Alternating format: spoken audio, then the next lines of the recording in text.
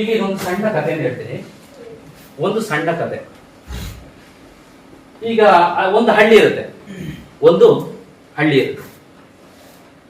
Hello hi. ಒಂದು ಹಳ್ಳಿ ಇರುತ್ತೆ.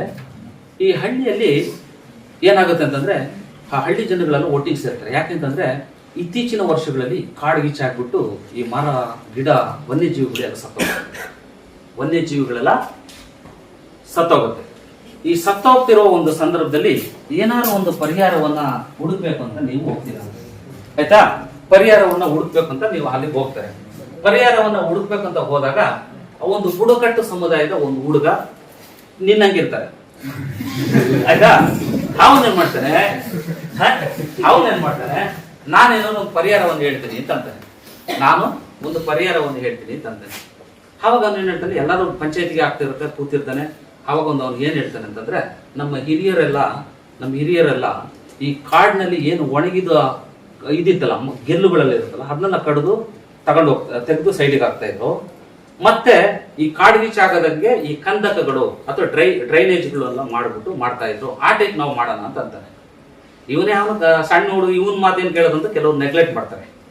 ಇನ್ನು ಕೆಲವರು ಅದ್ರ ಬಗ್ಗೆ ಆಸಕ್ತಿ ವಹಿಸಿ ಆ ಕೆಲಸ ಮಾಡಲಿಕ್ಕೆ ಮುಂದಾಗ್ತಾರೆ. ಬಟ್ ಇವನಂಗೆ ಆ ಯುವಕ ಎಲ್ಲರನ್ನೂ ಸೇರಿಸ್ಕೊಂಡೋಗಿ ಆ ಮರಗಳ ಗೆಲ್ಲುಗಳನ್ನೆಲ್ಲ ಕಡಿದು ತಗೊಂಡೋಗಿ ಮನೆ ಹತ್ರ ಉರುವಲಾಗಿ ಅಥವಾ ಕಟ್ಟಿಗೆಯಾಗಿ ಉಪಯೋಗಿಸ್ತಾರೆ. ಎರಡನೇದಾಗಿ ಇವರು ಏನ್ ಮಾಡ್ತಾರೆ, ಆ ಕಂದಕಗಳು ಎಲ್ಲೆಲ್ಲಿ ಇದು ಮಾಡ್ಬೇಕು ಅಲ್ಲೆಲ್ಲ ಡ್ರೈನೇಜ್ಗಳನ್ನ ಮಾಡ್ತಾರೆ. ಮುಂದಿನ ದಿನಗಳಲ್ಲಿ ಏನಾಗುತ್ತೆ, ಈ ಅರಣ್ಯ ನಾಶ ಆಗ್ತಿತ್ತಲ್ಲ, ಇಲ್ಲಾಂದ್ರೆ ಇವ್ರು ಕಡಿದು ಬೀಸಾಕ್ಬಿಡ್ತಿದ್ರು. ಯಾಕಂದ್ರೆ ಬೆಂಕಿ ಹತ್ತುತ್ತೆ ಅಂದ್ರೆ ಕಡ್ದು ಹಾಕ್ತಿದ್ರು. ಬಟ್ ಇವ್ರೇನು ಒಣಗಿದ್ ಮಾತ್ರ ಕಡಿತಾನೆ, ಬಾಕಿ ಇರೋ ಮರಗಳು ಹಂಗೆ ಬೆಳೆಸ್ತಾರೆ. ಅರ್ಥ ಆಗ್ತಿದ್ಯಾ? ಬೆಳೆಸಿದ ಮೇಲೆ ಏನಾಗುತ್ತೆ, ಅರಣ್ಯಗಳು ಕೂಡ ಹಂಗೆ ಸಂರಕ್ಷಣೆ ಆಗುತ್ತೆ.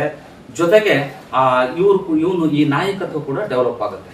ಅಂದ್ರೆ ಇಲ್ಲಿ ಸಕ್ಸಸ್ ಕಾಣ್ತಾರೆ. ಕಾಡ್ಗಿಚ್ಚು ಆಗದಂಗೆ ಪ್ರಾಣಿ ಪಕ್ಷಿಗಳಿಗೆಲ್ಲ ಉಪಯೋಗ ಆಗುತ್ತೆ. ಮತ್ತೆ ಎರಡನೇದಾಗಿ ಯಾವುದೇ ರೀತಿಯ ಹಾನಿಗಳು ಆಗಲ್ಲ, ಪರಿಸರ ಸಂರಕ್ಷಣೆ ಕೂಡ ಆಗುತ್ತೆ. ಇದರಿಂದ ನೆಕ್ಸ್ಟ್ ಮುಂದಕ್ಕೆ ಹೋಗೋಣ. ನೆಕ್ಸ್ಟ್ ಇದರಿಂದ ನಾವು ಏನ್ ಕಲಿತೀವಿ ಅಂತಂದ್ರೆ, ಒಂದು ಜ್ಞಾನ, ಅವನೇನ್ ಮಾಡ್ದ, ಒಂದು ಜ್ಞಾನವನ್ನು ಕಲಿತೀವಿ. ಎರಡನೇದು ಅವನ ಬುದ್ಧಿವಂತಿಕೆ, ಇಂಟೆಲಿಜೆನ್ಸ್ ಅಂತ ಅಂತೀವಲ್ಲ, ಬುದ್ಧಿವಂತಿಕೆಯನ್ನು ಕಲಿತೀವಿ. ಮತ್ತೆ ಈ ಸವಾಲುಗಳು ಅಂದ್ರೆ ಚಾಲೆಂಜಸ್ ಅನ್ನು ಹೇಗೆ ಎದುರಿಸಬೇಕು ಅನ್ನೋದು ಕಲಿತೀವಿ.